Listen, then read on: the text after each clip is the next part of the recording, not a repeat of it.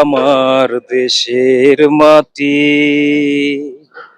তোমার তরে ঠেকাই মাথা। ও আমার দেশের মাটি, তোমার তরে ঠেকাই মাথা। আসসালামু আলাইকুম ভিউয়ার্স। এই তো ভাইয়া আজকে চলে আসলাম।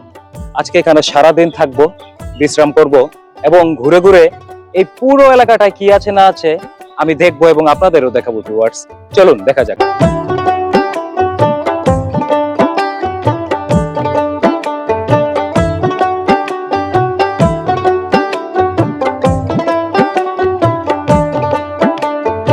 এই তো ভিউয়ার্স, দেখতেই পাচ্ছেন চমৎকার একটি সাদা রঙের ঘোড়ার বাচ্চা। এখানে এসে যে আমি ঘোড়ার দেখা পাবো সেটা আমি কল্পনায় ভাবতে পারি না ভিউয়ার্স। তো যাই হোক, এই ঘোড়া দিয়ে আপনার পিঠে চড়তে পারবেন এবং রাজারা একসময় এই ঘোড়া দিয়ে ফাইট করছে, তলোয়ার চালাইছে, সেগুলি এখন আমার মনে পড়তেছে ভিউয়ার্স।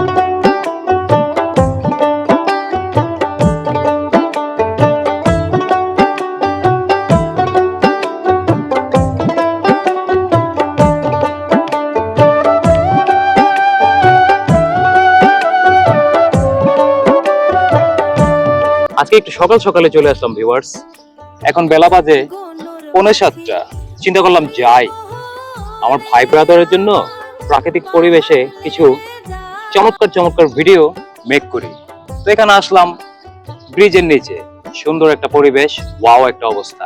তো এখানে আজকে আমি থাকবো, সারাদিন থাকবো। এই জায়গাটা আমার ভীষণ ভালো লাগছে, এখানে আমি ঘুমাবো।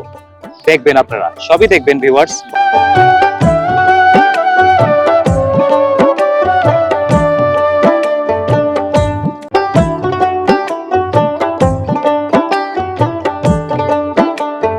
আমি এখন মাঠে নামছি। এখানে যে এত সুন্দর একটা খেলার মাঠ আছে আমার জানা ছিল না। এখানে আমি এখন ফুটবল বা কাবাডি খেলবো।